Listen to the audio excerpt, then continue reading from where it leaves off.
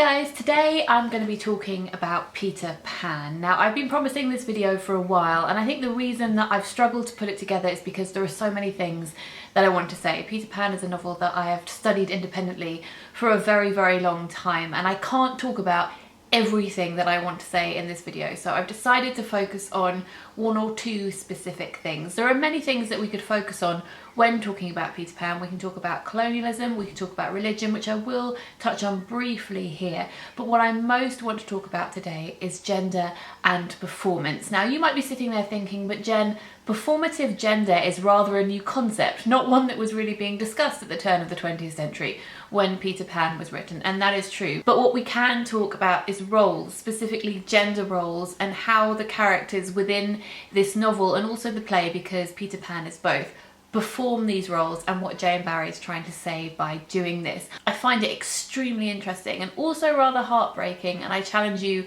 not to find it heartbreaking too. So before we get into the text itself, I'd like to give a little bit of background information on it. And normally I wouldn't do this. Roland Barthes and the death of the author, etc. Texts stand on their own, that's true. But I think especially in this circumstance, it's very interesting and enlightening to look at the background of J.M. Barrie and what sort of perspective he was writing from. So J.M. Barrie's mother's mother, so J.M. Barrie's grandmother, died when J.M. Barrie's mother was just 8. And when she passed away, J.M. Barrie's mother, at the age of 8, had to take on the responsibility of looking after the house. She had to grow up before her time. She was forced into a state of growing up whilst grieving, which is a theme that runs through pretty much everything that I'm going to talk about today. J.M. Barrie himself was the 9th child of 10, so it was a big family, though quite a few of his siblings didn't live very long. In fact, a couple of them had already passed away before he was born. When J.M. Barrie was about 6, his next eldest brother,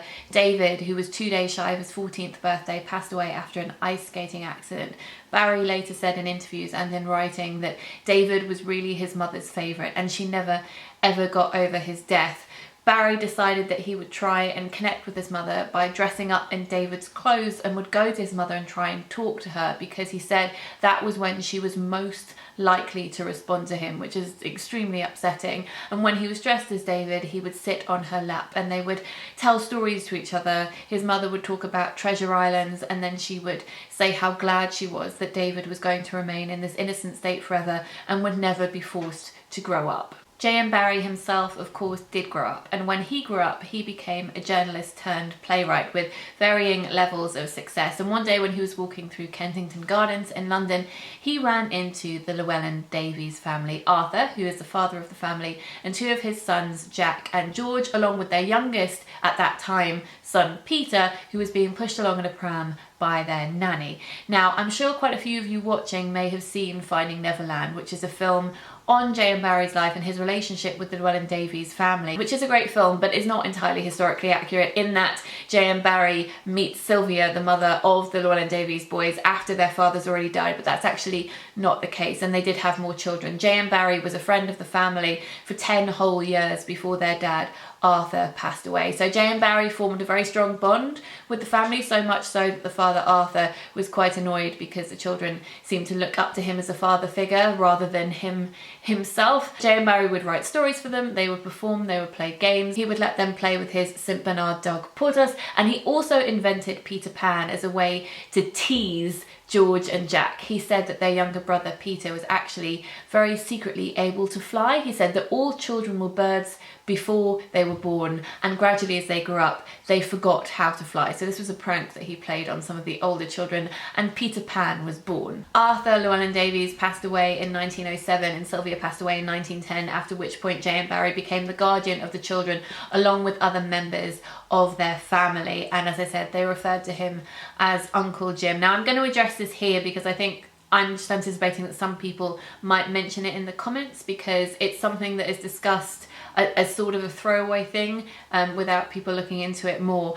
After J.M. Barrie's death, there was some speculation over whether or not he was a paedophile, because he'd had such a close relationship with these boys. However, there's no evidence to suggest that this was suspected of him at the time, and also during all interviews with the Llewelyn-Davies boys when they grew up, they all denied that he ever acted in such a way. In fact, the youngest child, Nico, said, and I will quote, that I don't believe Uncle Jim ever experienced what one might call a stirring in the undergrowth for anyone, man, woman or child. He was an innocent, which is precisely why he could write Peter Pan. When the Llewellyn Davies boys grew up, Barry was to lose them one by one. Jack and Nico did reach adulthood, but George passed away in World War I when he was sent overseas to fight. Michael is thought to have committed suicide along with his boyfriend a couple of years later, and after Barry's death, Peter himself at the age of 63 jumped in front of a train. So as you can see, these books are linked to a rather traumatic past, and if you would like to know more about this, I'll link some books in the description box down below,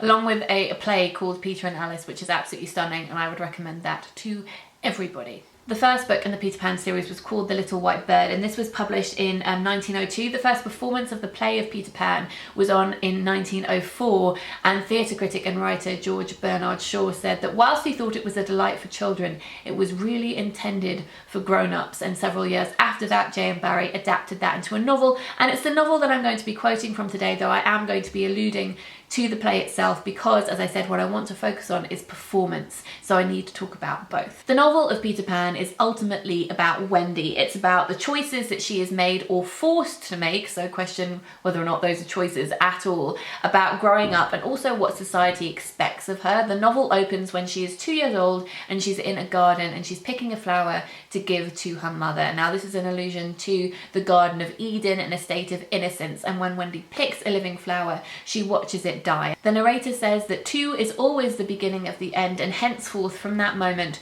Wendy knew that she must grow up. Wendy's mother is jealous of Wendy. The nostalgia felt for childhood and expressed in this novel and in the play are not nostalgia that's felt by children. Children, when they are young, endlessly play at growing up because they sense that that's where the power lies. It's only when they actually grow up that they lament this innocent state which they feel that they had, which is possibly why George Bernard Shaw said that Peter Pan really was for the adults and not the children. That, and that it has some very, very dark undertones. So there are 2 main readings of Peter Pan that I would like to talk about today. The first one is this idea of Peter as an angel of death. He rescues babies that have fallen out of their prams, that their parents have forgotten, and takes them to this place where they can no longer grow up. It's basically a purgatory. Is Peter dead himself? He always appears at night to Wendy, which is when you would think that the worlds between the living and the dead were more blurred. He also wears skeleton leaves, as does Tinkerbell. This also links in with some rather creepy passages at the beginning where the narrator says that Mrs. Darling is forever drawing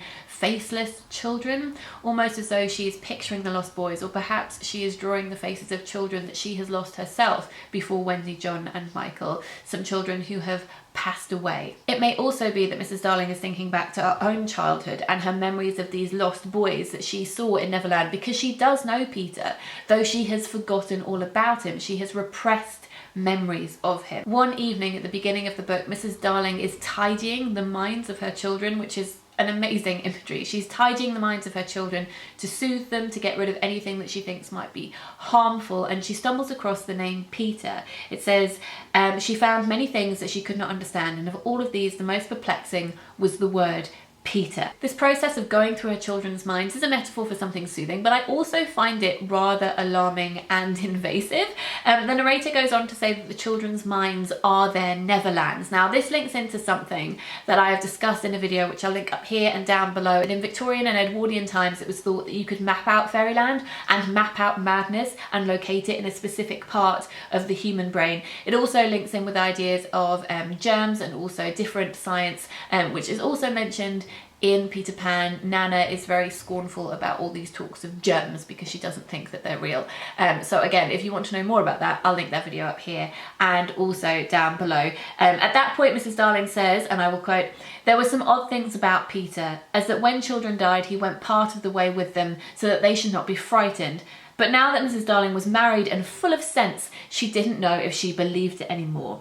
So that's one of the readings that Peter can signify, and links in with Barry's own childhood and his brother David, that Peter is this angel of death who is trying to rescue these children, or perhaps even darkly kill them, because he does come to Wendy's window when she's not sick, when her parents aren't really forgetting about her, and drags her away. However, the other reading of Peter Pan that I want to talk to you about today is the one that I find most fascinating. When we were doing the read-along of Peter Pan. There were quite a few messages from you guys on Twitter saying that you thought that J.M. Barrie didn't like women very much, and there were some very stereotypical things that he was saying about gender, and you found it quite problematic. And I found that really, really interesting because yes, there's lots of mothering in this book, there's lots of sewing, there's lots of mentions of spring cleaning with regard to women, but it is not as straightforward as that. Wendy was a boy's name. It was not a girl's name at all until it was popularised after this play and novel. Only after that point did girls start to be called Wendy. Before it, as I said, it was a boy's name. When Wendy meets Peter, she says that he is just her size. In fact, the narrator says that Wendy says that she meant he was her size in both mind and body. She didn't know how she knew it, she just knew it. And this is because Wendy and Peter are actually the same person. They are a split self. And even in their split selves, they have fragmented parts of themselves, such as Peter has his shadow, which is sometimes breaking away and trying to run. Peter also has Tinkerbell, and we could read Tinkerbell almost like a Pullman type demon for Peter. We are told that when children are born, a fairy is born for that child. And that becomes very distressing later on when Peter forgets all about Tinkerbell. It's like he's lost part of himself. So in showing that people have split selves and different elements to themselves, Barrie can therefore show that they have simultaneous feelings that often contradict each other, because people are very, very complex and also are full of contradictions. And one of the ways that Barrie shows this, as well as having fragments of people, is by saying that Peter, one of his peculiar qualities is that midway during a fight, he just changes sides for no reason. So Peter is youth, he is joy, and when Wendy meets Peter, the narrator says that she is every inch a woman. So she is on the brink of growing up, she is considering growing up, and then she is confronted literally with her youth, with her childhood. Peter is a representation of childhood for other women in this book. Mrs. Darling has met Peter when she was younger, and Wendy's descendants will also be confronted with their youth in this way. But this novel deals with Wendy's experience of Peter. And how do we know that Peter is part of Wendy's self? It's because when he arrives, the narrator says that he's exactly her size and he's exactly her fit. And in the play of Peter Pan, which was a couple of years before the novel, J.M. Barrie instructed that anyone who played Peter had to be a girl. So Wendy has conjured up Peter from the Neverland in her mind to be in front of her, this personification of her fighting spirit and her youth.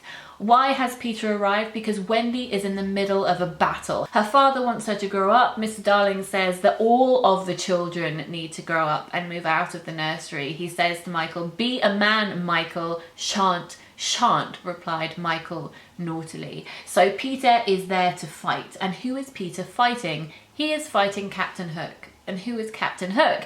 J.M. Barrie said in the stage directions that whoever plays Captain Hook also has to play Mr. Darling. So Wendy is fighting her father because she doesn't want to grow up. Therefore Peter, a manifestation of her alter self, is fighting Captain Hook, a manifestation of her father's alter self, in this space called Neverland, because in fairy tales and in fights of the psyche, you have to go to a separate space to battle out something that is a representation of a battle that is going on in your conscious life. You have to travel to the subconscious. It's something that happens in both Pullman's novels and in Narnia and in many, many different fairy tales. That children have to be removed and taken to this other place so that they can combat something that they are fighting in their day-to-day lives. So throughout the book, you can notice exchanges with Peter and Wendy where they are kind of contradicting each other, but then ultimately come together because they are one and the same. So at one point they both fight Captain Hook, and then after the battle they both faint together as one, which is why I find it quite perplexing when some people talk about Peter Pan as this love story. Sure, Wendy comes to love herself and accept certain parts of herself and reject other parts.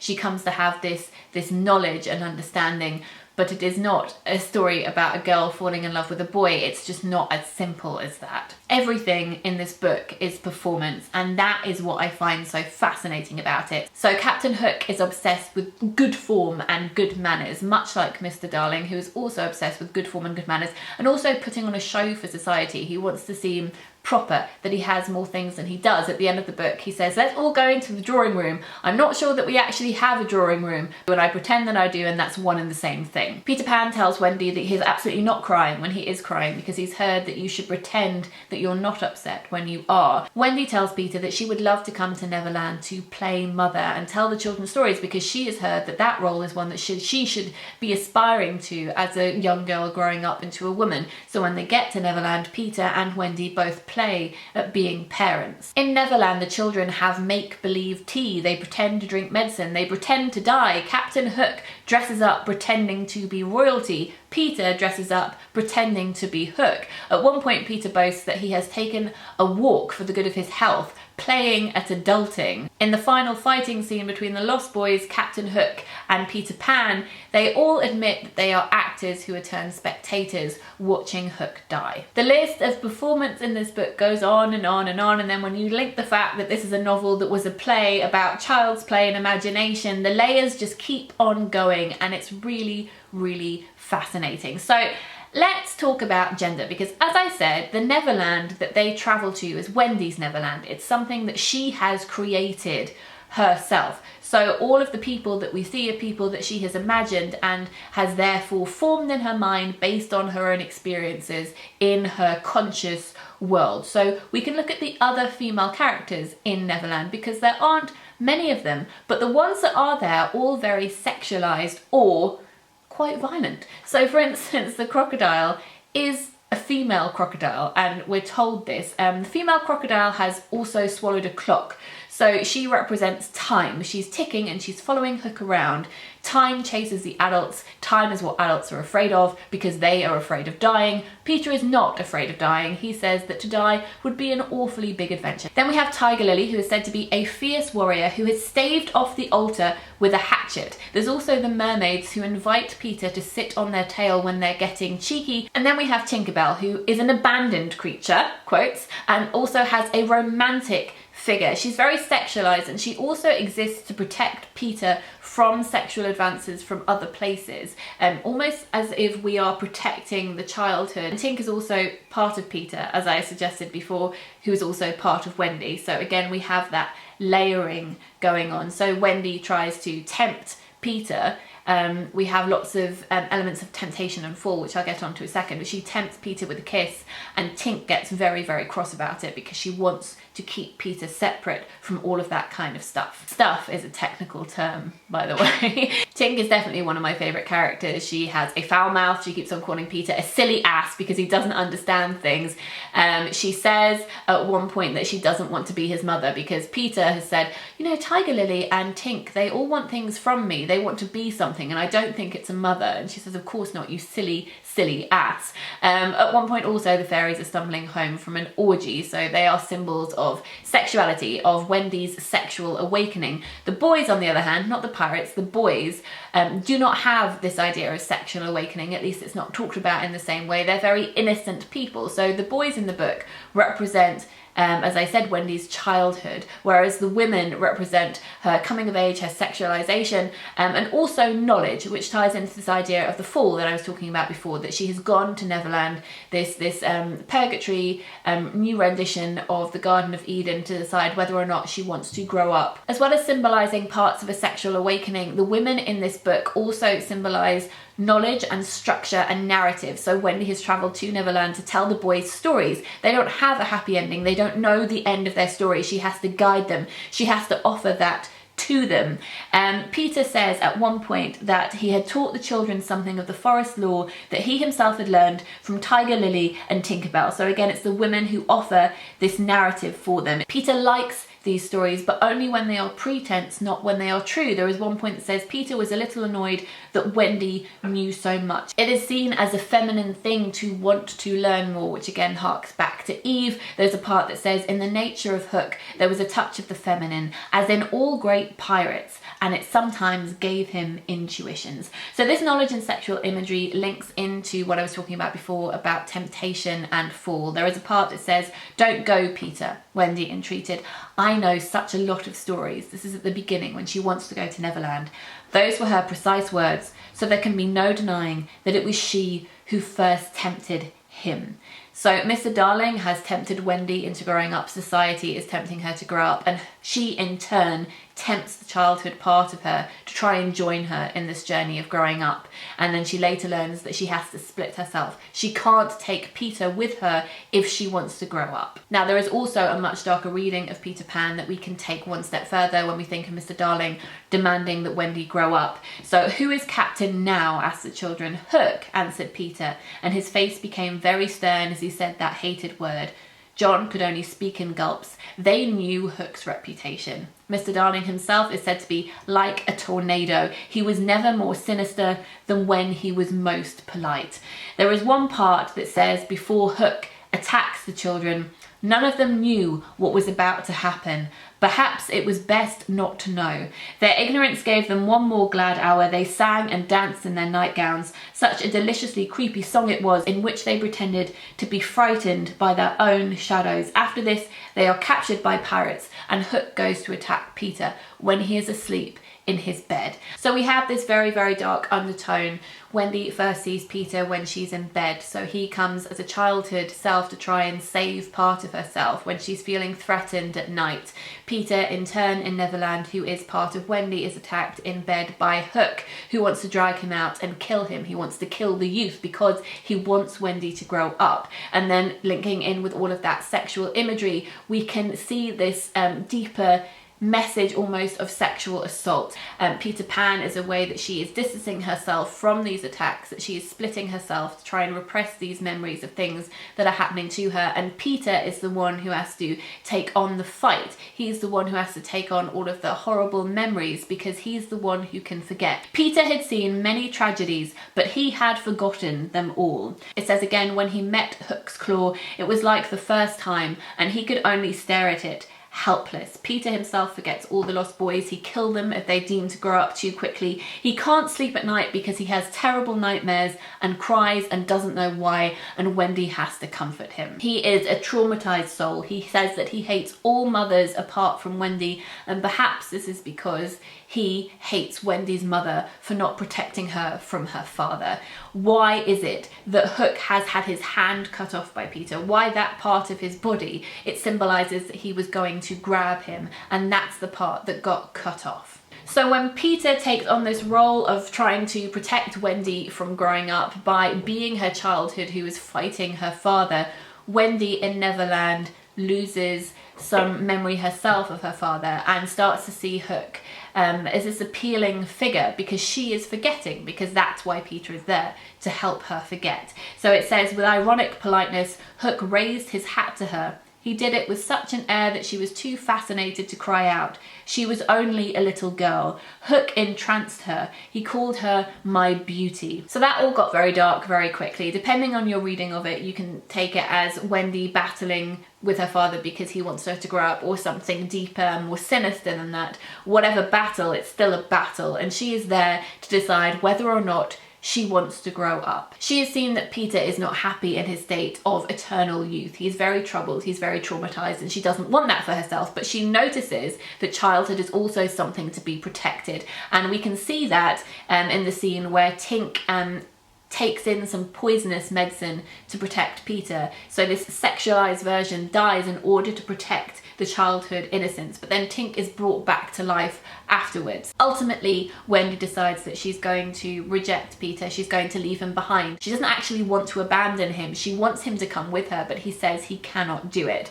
She also rejects Hook. He dies, time finally catches up with him and swallows him whole. So Wendy makes her own choice here. She isn't going to go and join Hook and be a pirate and grow up. She isn't going to stay forever young and be with Peter. She's going to go back home and find her own path in life. And not only that, but she's going to take lots of other childhood selves with her. So she's going back into adulthood armed with children by her side. However, something that Wendy does that the other women in this book don't do in the real world is forget Peter. She thinks about him all the time. He doesn't become a repressed memory as he does for Mrs. Darling. She doesn't remember Peter at all. Wendy decides that she has to embrace and keep this part of herself, if only at a distance. The narrator says, Wendy was one of the kind who likes to grow up. In the end, she grew up of her own free will, a day quicker than the other girls. The narrator's also like a fairy, very vicious in some parts and changing opinion all the time. So towards the end, he really shows a hatred for Mrs. Darling. He says, "You see, the woman had no proper spirit. I had meant to say extraordinary things about her, but I despise her and will not say one of them now. Let us watch and say jaggy things in the hope that some of them will hurt," which is a little bit painful. But then a few pages later, "I find I won't be able to say nasty things about her after all.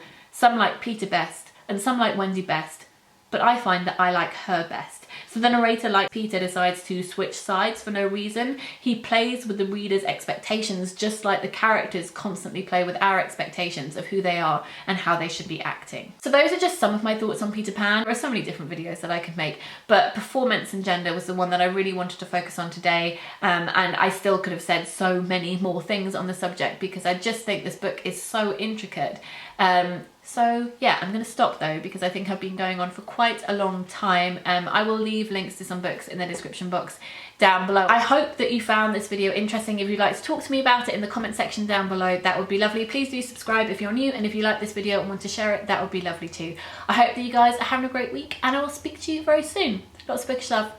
Bye!